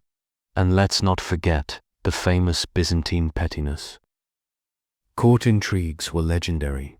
Eunuchs whispering in corridors, generals scheming, noble families backstabbing each other. If you picture the empire as one giant office where everyone hated their co-workers, you wouldn't be far off. One of the empire's most famous moments came under Emperor Justinian in the 6th century. Justinian was ambitious. He wanted to reconquer the West, restore the glory of Rome, and show everyone that Byzantium wasn't just the backup empire, his secret weapon. His wife, Empress Theodora. She was a former actress, and in those days, that profession was not exactly considered respectable. But Theodora was sharp, politically savvy, and tougher than most generals. Together, they made quite the team. Under Justinian, Byzantium rebuilt much of Constantinople, including the Hagia Sophia, the massive domed church that still stands today. He also issued the Justinian Code, a legal collection that influenced European law for centuries. Not bad for a guy who also spent half his reign bankrupting the treasury. There were setbacks, of course, like the Nika riots in 532 CE, when chariot racing fans, yes, really turned into an angry mob, burned half the city, and nearly overthrew Justinian. He was ready to flee, but Theodora supposedly gave a killer speech about preferring to die in purple robes rather than run. The rioters were slaughtered, Justinian stayed, and the empire endured. Lesson: never underestimate angry sports fans or an empress with spine. That, in a nutshell, was Byzantium's story. Hanging on, sometimes flourishing, sometimes barely scraping by, but always refusing to vanish. They fought off Persians, Arabs, Bulgars, Crusaders, and Mongols. Their army, the Byzantine military machine, was clever with strategy and innovation, like Greek fire, a mysterious incendiary weapon that terrified enemies. Basically medieval napalm that nobody else could figure out how to replicate. Culturally, Byzantium was dazzling. It preserved Greek and Roman knowledge, produced glittering mosaics, and blended Eastern and Western influences. Diplomacy was their art form. If they couldn't outfight you, they'd outtalk you, bribe you, or marry into your family. Survival first, pride second, but survival came at a cost. Byzantium had a knack for shrinking. They lost territory bit by bit. Italy, North Africa, Egypt, the Balkans. Constantinople remained the jewel, but the empire around it kept eroding. One of the more embarrassing chapters was the Fourth Crusade in 1204. The Byzantines had invited Western crusaders to help defend against Muslim powers. Instead, the crusaders got distracted, realized Constantinople looked rich, and sacked the city themselves. Yes, fellow Christians stormed in, looted everything, and set up their own puppet empire for a few decades. Smooth move. Byzantium eventually took the city back, but the damage was permanent. The empire was weakened, bitter, and never quite recovered its old strength by the 15th century. Byzantium was basically just Constantinople and a few scraps of territory. The Ottoman Turks, rising in power, loomed larger each year. Finally, in 1453, Mehmed II laid siege to Constantinople. Despite heroic defense, the walls were breached after 53 days, and the city fell. It was the true end of the Roman Empire, if you count Byzantium as Rome, which the Byzantines definitely did. In a way, Rome had lasted from the founding of the city in 753 BCE, all the way to 1453 CE. That's over 2,000 years of continuous Roman identity. Not bad for an empire that supposedly fell in 476. So what's the legacy of Byzantium? It's complicated. On one hand, it was the bridge between the ancient and medieval worlds, preserving classical learning and passing it to Renaissance Europe. On the other, it's remembered as overly bureaucratic, petty, and stagnant, the empire that just wouldn't die but also never quite lived up to its potential. And yet, there's something oddly comforting about Byzantium. While the West plunged into the so-called Dark Ages, the Byzantines kept their lamps burning. The Hagia Sophia's dome, the golden mosaics, the endless paperwork of their bureaucrats, it's all strangely reassuring. An empire built not on constant conquest, but on the art of stubborn persistence. When you lie in bed, think of Byzantium as the empire equivalent of that friend who won't leave the party. Everyone else is gone, the lights are dim, the snacks are stale, but they're still there, chatting away, determined to make the night last. So, Byzantium is gone. The walls of Constantinople finally cracked in 1453, and in walked a brand new chapter of history. The Ottoman Empire. You can think of the Ottomans as the people who not only closed the book on the Roman world, but then grabbed the pen and started writing their own saga right over the old pages. The Ottomans. didn't just conquer Constantinople. They rebranded it. They turned it into Istanbul, their capital, and from there, they built one of the most enduring and strangely flexible empires the world has ever seen. The story of the Ottomans starts far from Constantinople. In the rugged steppes of Central Asia, the people who would become the Ottomans were Turkish nomads, moving westward over centuries. They were tough, adaptable, and not above switching sides in conflicts if it meant survival. By the late 13th century, a small chieftain named Osman emerged in Anatolia. His name is where we get Ottoman. Osman wasn't the only warlord around. Anatolia was crawling with them. But he and his descendants had two things that made them stand out: clever marriage alliances and an uncanny ability to attract talented warriors. Within a few generations, this little principality grew into something much larger. By the 14th century, the Ottomans were pushing into the Balkans, nibbling away at Byzantine land and slowly surrounding Constantinople. Like sharks circling a wounded fish, they were patient, relentless, and absolutely certain the city would one day be theirs. Enter Mehmed II, also known as Mehmed the Conqueror. Subtle title, right? In 1453, at the age of just 21, he pulled off the impossible. He besieged Constantinople with a massive army and, most famously, giant cannons that could smash through the supposedly impregnable walls. The Byzantines fought valiantly, but after 2 months, the Ottomans broke through. The city fell. Mehmed strutted into the Hagia Sophia, ordered it converted into a mosque, and declared Istanbul the new capital of his empire. From then on, Constantinople wasn't just a city. It was the jewel of the Ottoman world, a blend of East and West, Christian and Muslim, ancient and modern. The Ottomans were practical people. They absorbed ideas, technologies, and even people from wherever they went. Conquer a territory. Great. Keep the local elites, as long as they paid taxes and behaved. Need administrators. Hire Greeks, Armenians, Jews, whoever could get the job done. The empire was Muslim at the top, but it allowed Christians and Jews to exist in separate communities called millet. They paid extra taxes, of course, but they were tolerated. This pragmatism helped the Ottomans manage a vast empire that stretched at its peak from Hungary to Arabia, from Algeria to Iraq. That's a lot of ground to cover.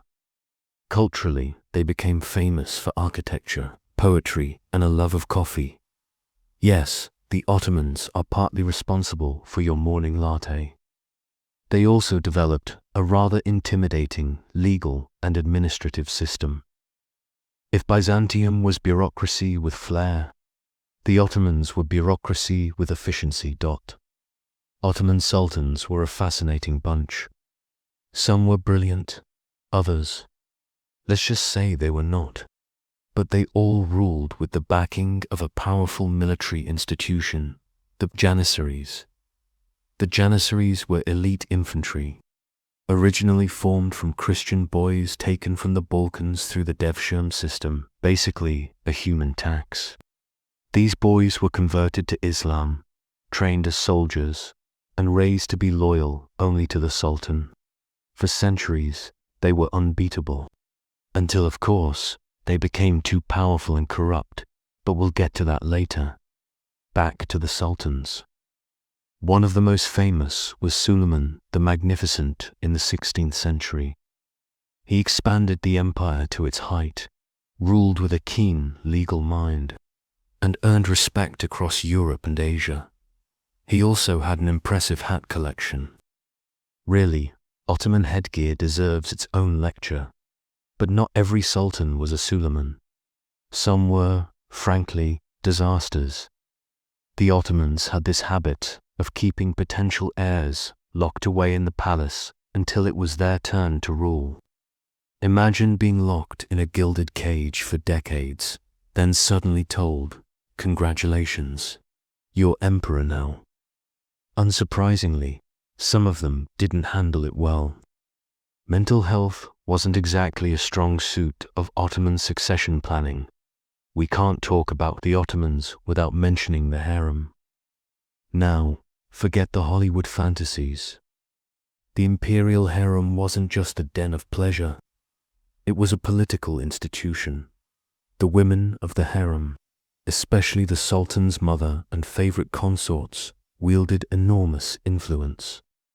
For centuries, there was even a period nicknamed the Sultanate of Women, when powerful women effectively ran the empire from behind the curtains of the Topkapi Palace. And speaking of Topkapi, this palace complex in Istanbul was the beating heart of the empire.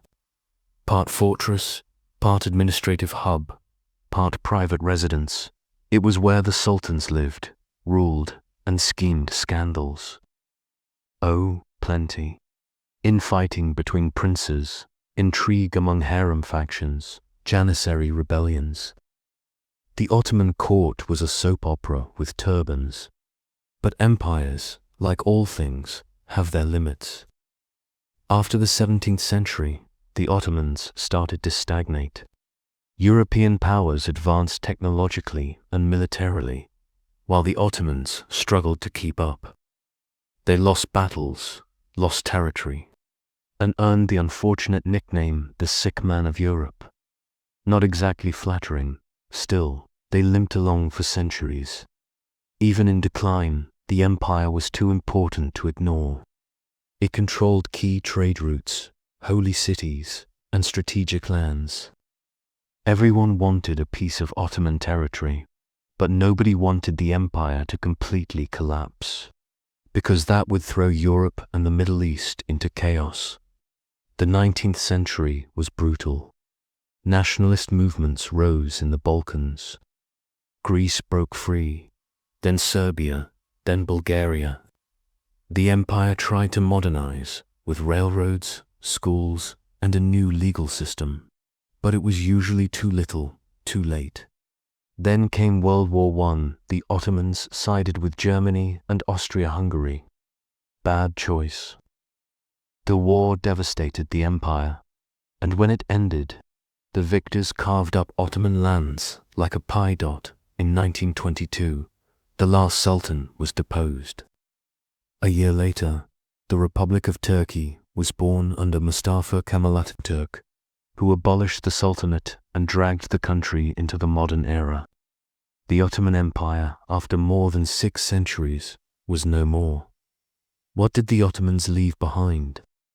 A lot architecturally. Their mosques and palaces still dominate skylines from Istanbul to Sarajevo. Culturally, their music, cuisine, and art blended influences from 3 continents. Politically, their system of governance influenced everything from Middle Eastern states to European diplomacy. And perhaps most importantly, they sat at the hinge of history, the empire that bridged medieval and modern, East and West. It's easy to mock their decline. But think about it. 6 centuries is a long time. Longer than Rome lasted in the West. Longer than most dynasties anywhere. Not bad for a bunch of nomads who started with nothing but horses, bows, and an appetite for survival. As we drift off tonight, imagine Istanbul at its height. Minarets rising into the sky. The call to prayer echoing over the Bosporus. Markets buzzing with goods from across the world. Sultans plotting in Topkapi, and janissaries drilling in the courtyards. A world both familiar and foreign are now long gone. So, we've drifted from Constantinople into Istanbul, from Ottomans to the dawn of European overseas adventures. And now we meet Spain. Or rather, we meet 2 slightly dysfunctional kingdoms, Castile and Aragon, that decided to get married. pool their drama and then take over half the globe. Because why argue about local land when you can argue about continents instead? Our story really gets rolling with Ferdinand of Aragon and Isabella of Castile. They married in 1469, united their kingdoms, and became the first true power couple of early modern Europe. Forget reality TV couples, these two had way more drama. Just with more crowns and fewer Instagram followers. Isabella was smart, ambitious, and deeply religious. Ferdinand was cunning, politically savvy, and very good at pretending he was in charge, while his wife did most of the heavy lifting. Together, they finished the Reconquista, the centuries-long Christian effort to kick Muslims out of the Iberian Peninsula. In 1492, Granada fell, and suddenly Spain was united. United in the way a family reunion is united. Lots of smiling on the surface. Simmering resentment underneath. That same year, Isabella took a gamble on a weird Italian guy named Christopher Columbus, who promised he could sail west and reach Asia instead. He stumbled into the Americas. Oops. Spain suddenly found itself at the doorway of unimaginable riches and unimaginable trouble. Columbus opened the floodgates, and soon Spanish conquistadors poured into the Americas. Hernan Cortes toppled the Aztec Empire. Francisco Pizarro crushed the Inca Empire. Both men arrived with small armies, but they had steel weapons, horses, gunpowder, and an army of germs that devastated local populations. Smallpox was basically Spain's deadliest weapon, and they didn't even have to pay for it. The result? Mountains of silver and gold flowed back to Spain. Literally Potosi, in modern Bolivia, became a silver mine so massive that some say it fueled the entire Spanish economy and maybe even Europe's economy for centuries. Of course, it was mined with forced indigenous labor under conditions so horrific that entire populations collapsed. But hey, Spain got shiny coins, so priorities. Gold and silver made Spain rich, but also lazy.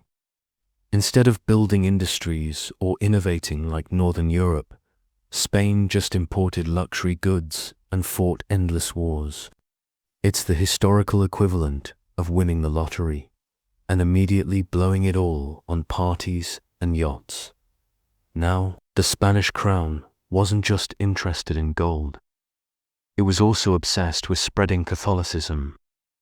Ferdinand and Isabella had already kicked out the Jews and Muslims who refused conversion at home. With the Inquisition, they policed religious orthodoxy with terrifying efficiency. Priests interrogated suspects, tortured confessions out of them, and generally made life miserable for anyone who didn't fit the exact mold of Catholic faith. When they expanded abroad, they took that zeal with them. The Americas became not just a gold mine, but a mission field. Entire populations were converted, sometimes voluntarily, often not. Churches popped up alongside mines. Crosses planted next to conquistador swords. It was a strange blend of salvation and exploitation, piety and plunder. By the 16th century, Spain had become a superpower. Under Charles V, who was also the Holy Roman Emperor. Because apparently one crown wasn't enough, Spain controlled lands stretching from Europe to the Americas, plus parts of Italy, the Low Countries, and even bits of North Africa. His empire was so vast that people said the sun never set on it. Nice slogan. Terrible logistics. Charles eventually abdicated, splitting his holdings. His son, Philip II, inherited Spain. Philip was the classic micromanager. He tried to control every detail of the empire personally, which meant he ended up drowning in paperwork while rebellions flared everywhere. Philip's reign brought both glory and disaster. On one hand, he built the grand palace monastery of El Escorial, expanded Spanish influence, and married into half the royal families of Europe. On the other hand, he launched the Spanish Armada in 1588 to invade Protestant England, and it ended up sinking in storms and English cannon fire. Oops again. Spain's aura of invincibility took a serious dent. From the 17th century onward, Spain began a slow, painful decline. Silver from the Americas still flowed in, but inflation skyrocketed. Wars drained the treasury. Corruption was rampant, and the Habsburg kings became increasingly, inbred. Charles II of Spain is the poster child for this problem. Nicknamed the Bewitched, he suffered from so many genetic issues that he could barely rule. His jaw was so distorted he struggled to eat. He had no children, which meant when he died in 1700, Spain faced a massive succession crisis. His life was tragic, but also darkly symbolic. An empire that had burned through its strength and was left weak and exhausted. The War of Spanish Succession followed, pulling Europe into chaos. In the end, the Bourbon dynasty took over Spain, which at least brought fresh genes into the mix. But by then, Spain was no longer the unrivaled superpower. France, England, and the Netherlands had caught up and, in many ways, surpassed it. Even as Spain weakened in Europe, it clung desperately to its American colonies. But by the 18th and 19th centuries, revolutions swept across Latin America. Leaders like Simon Bolivar fought for independence, and Spain lost colony after colony. The empire that once stretched across oceans shrank dramatically, leaving only a few scraps like Cuba and the Philippines. By the late 19th century, even those were gone. The Spanish-American War of 1898 was the final humiliation. The United States swooped in, crushed Spanish forces, and took control of Cuba, Puerto Rico, Guam, and the Philippines. Spain went from global titan to has-been in a matter of centuries. But let's not be too harsh. Spain left behind a deep legacy. Spanish is now one of the most widely spoken languages in the world. Catholicism became entrenched in the Americas. Spanish architecture, cuisine, and culture fused with indigenous traditions to create rich, diverse societies. That the empire's story is both tragic and ironic. Spain conquered half the world, extracted unimaginable wealth, and tried to defend Catholic orthodoxy. But in doing so, it exhausted itself. Gold made it rich but hollow. Faith made it united but intolerant. Expansion made it powerful but overextended. As you drift off tonight, picture the contradictions. Silver caravans rumbling through Seville, galleons crossing the Atlantic, monks debating theology in Mexico, and somewhere, a Habsburg king staring blankly at mountains of paperwork he'll never finish. Spain dreamed of eternal glory. Instead, it left a messy but fascinating legacy, part triumph, part cautionary tale. And with that, we'll drift quietly into the next empire, one built not on silver mines or religious zeal, but on trade routes, cunning merchants, and, of course, tea. So here we are. You're comfortable, maybe tucked in under a blanket. And now we reach the empire that bragged about ruling the waves while politely sipping tea. The British Empire. At its peak, it covered a quarter of the globe, which sounds impressive. Until you realize it also meant managing endless rebellions, paperwork, and logistics nightmares. Basically, the largest too big to manage experiment in history. Britain didn't start out as an empire. For most of medieval history, it was a damp island where kings argued with barons, Scotland did its own thing, and sheep often outnumbered people. The first empire-like ambition came after 1066, when William the Conqueror, a French-speaking Norman, took over. From then on, English monarchs had their eyes on France, but endless wars with France, including the 100 Years' War, drained the treasury and left little energy for far-off adventures. It wasn't until the late 15th and 16th centuries that England started peaking overseas, enviously watching Spain and Portugal scoop up gold, spices, and sugar. The first attempts were, let's be honest, a bit clumsy. The colony of Roanoke disappeared. Irish plantations caused endless headaches.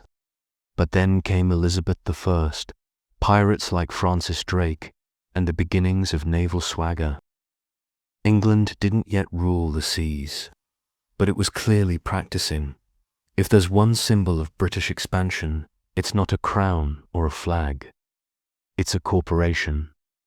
The East India Company, founded in 1600, began as a trading venture to get spices from Asia. Over time, it transformed into a private empire.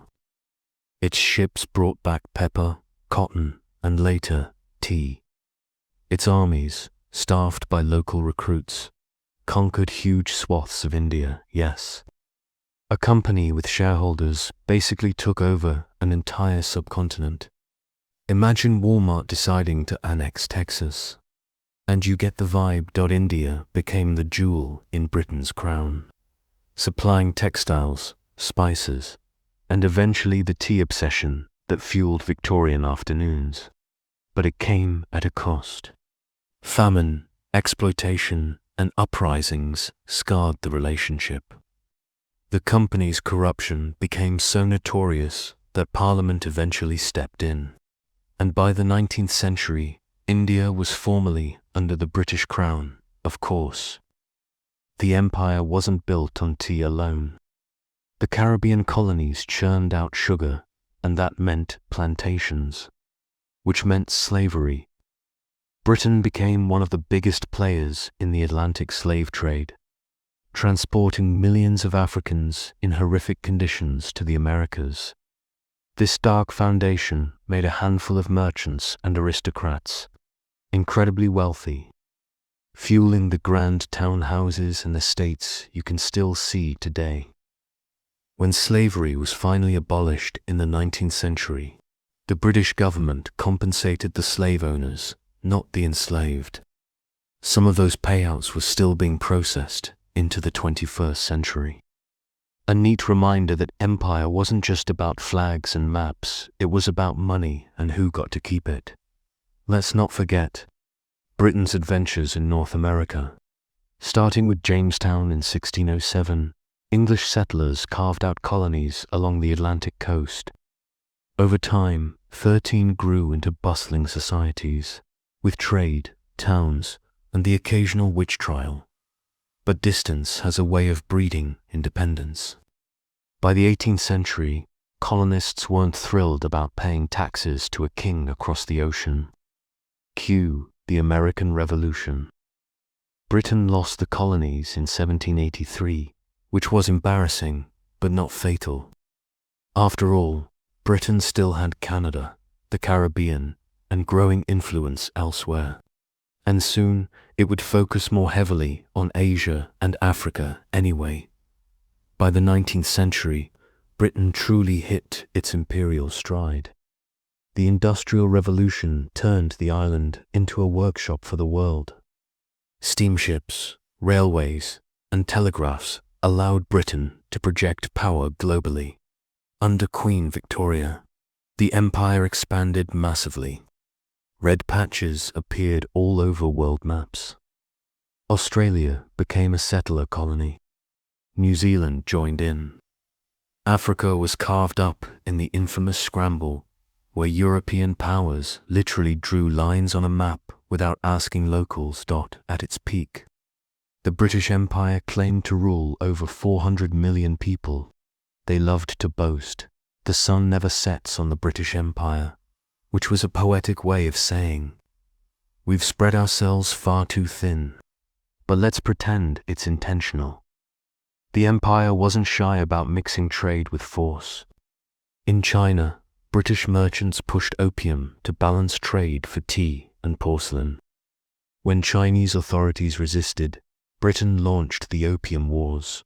Yes, they literally went to war to defend their right to sell addictive drugs. The result? Humiliating treaties for China, the cession of Hong Kong, and yet another shiny jewel in the British imperial tiara. Of course, empires don't last forever. By the late 19th and early 20th centuries, resistance grew. In India, uprisings like the Sepoy Rebellion showed anger at colonial rule. In Africa, wars against the Zulu and the Boers revealed that conquest wasn't as easy as drawing lines on a map. And then came World War I. Britain emerged victorious but exhausted. World War II finished the job. Fighting Nazis and Japanese imperialists drained resources, while colonies realized the empire wasn't invincible. The independence movements surged. India gained independence in 1947, a seismic shift that marked the real beginning of the end. Africa followed in the 1950s and 60s. By the late 20th century, the empire had shrunk into the Commonwealth, a loose family of former colonies that still send representatives to awkwardly wave at the British monarch. What's left of the empire today? Well, English is now a global language, which is convenient for you listening to this bedtime history. Tea became Britain's national drink, imported originally from Asia. Cricket somehow spread everywhere, creating lifelong rivalries between former colonies. But there's also the darker legacy: exploitation, slavery, cultural suppression. The wealth of empire built London's palaces and museums, but much of that wealth was extracted from others. The empire was both a machine for global connection and a system of oppression. So, as you drift toward sleep, imagine the contradictions of this empire. A prim Victorian sipping tea while, half a world away, an Indian farmer pays taxes to support it. A British official measuring borders in Africa with a ruler, while never stepping foot there. A navy painting the seas red with flags, while at home workers toiled in coal mines and factories. The British Empire was proud, pompous, and sprawling. And, like all empires, it eventually crumbled under its own weight. So, here we are at the final stop of our little midnight empire tour. You've traveled through Mesopotamian city-states, Egyptian pyramids, Rome's marble, Mongol horses, Ottoman turbans, and British teapots. And now we arrive in Russia, an empire built on endless forests, frozen rivers, and a peculiar tradition of rulers who were either terrifyingly competent or just terrifying Russias. Empire grew from the medieval principality of Muscovy. Starting small around Moscow, the rulers began expanding in every direction. The thing about Russia is that once you start expanding, it's hard to stop. Forests roll into steppes, steppes into mountains, mountains into yet more frozen wasteland. Before long, Russia stretched across Siberia to the Pacific Ocean. By landmass, it became the largest empire in history. Of course, managing that size was a nightmare. Roads were few, winters were brutal, and rebellions popped up constantly. But the Tsars had one advantage: a knack for absolute control. If you lived in Russia, chances are you knew to things the winter was cold, and the Tsar was in charge. Russia's imperial reputation really began with Ivan IV, better known as Ivan the Terrible. He expanded territory, reformed government, and occasionally murdered his own family. Not exactly bedtime material, but he set the tone. Then came Peter the Great in the late 17th century. Peter was 6'7", obsessed with ships, and determined to westernize Russia. He dragged nobles into building a new city, St. Petersburg, on swampland. Because nothing says progress like forcing people to drain a swamp in freezing weather. Peter modernized the army, shaved beards, and gave Russia a new image. Part European, part uniquely Russian. Catherine the Great picked up the torch in the 18th century. A German princess who married into the Romanov dynasty, she expanded Russia further into the Black Sea and flirted with Enlightenment ideals, while also ruling with an iron fist. Catherine embodied the empire's contradictions. Enlightened talk paired with absolute monarchy. Life in the Russian Empire depended heavily on who you were. If you were a noble in St. Petersburg, you attended glittering balls, read French novels, and decorated palaces. If you were a peasant, you were likely a serf legally tied to the land, working in freezing fields with little hope of change. This divide created a permanent tension in Russian society. On one side, opulent excess. On the other, grinding poverty. Over centuries, the imbalance became unbearable, like a snow-covered roof waiting to collapse. The 19th century was both Russia's peak and the beginning of its unraveling. Tsars like Alexander I defeated Napoleon, earning Russia a place as a European great power. But after the glory faded, the empire struggled to modernize. Railways came late. Industry lagged.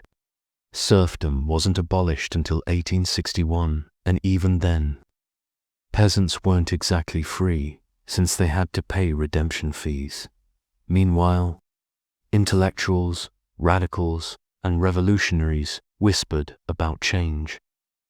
The empire was like a grand, glittering ice palace, impressive from afar, but full of cracks inside.